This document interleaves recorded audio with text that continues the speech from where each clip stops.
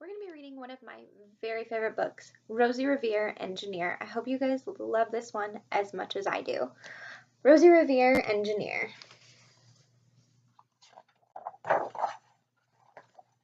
This is the story of Rosie Revere, who dreamed of becoming a great engineer.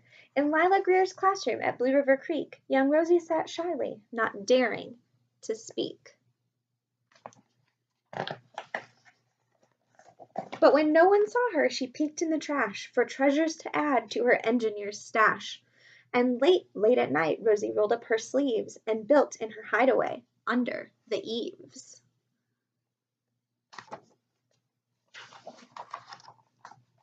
Alone in her attic, the moon high above, dear Rosie made gadgets and gizmos she loved. And when she grew sleepy, she hid her machines far under the bed where they'd never be seen. When Rosie was young, she had not been so shy. She worked with her hair swooping over one eye, and made fine inventions for uncles and aunts, a hot dog dispenser and helium pants. Look, they're blowing away. This kind of reminds me of what you guys are going to be doing this week, making your own products, just like Rosie Revere, Engineer.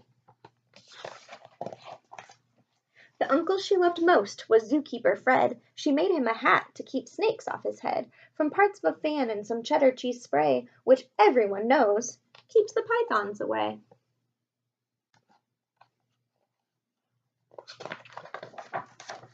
And when it was finished, young Rosie was proud, but Fred slapped his knee and he chuckled out loud.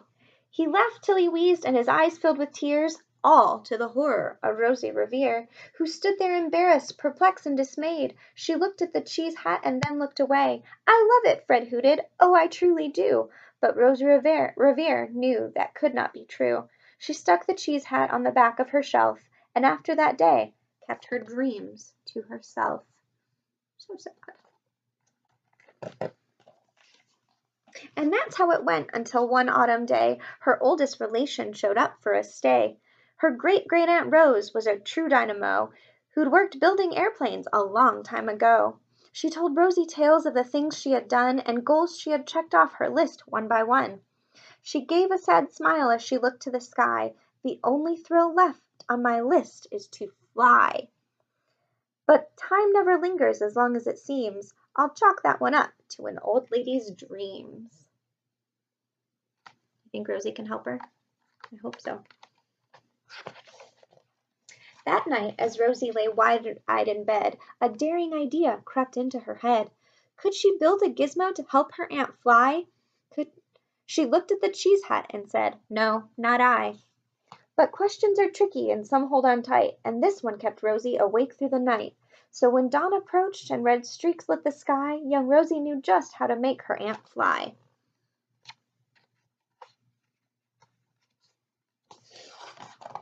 She worked and she worked till the day was half gone, then hauled her cheese copter out onto the lawn to give her invention a test just to see the ridiculous flop it might turn out to be.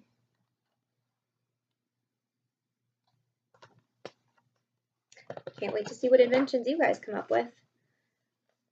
Strapped into the cockpit, she flipped on the switch. The helio cheese copter sputtered and twitched. It floated a moment and whirled round and round, then froze for a heartbeat and crashed to the ground. Then Rosie heard laughter and turned round to see the old woman laughing and slapping her knee. She laughed till she wheezed and her eyes filled with tears, all to the horror of Rosie Revere, who thought, "Oh no, never, not ever again will I try to build something to sputter or spin, or build with a lever, a switch, or a gear, and never will I be a great engineer."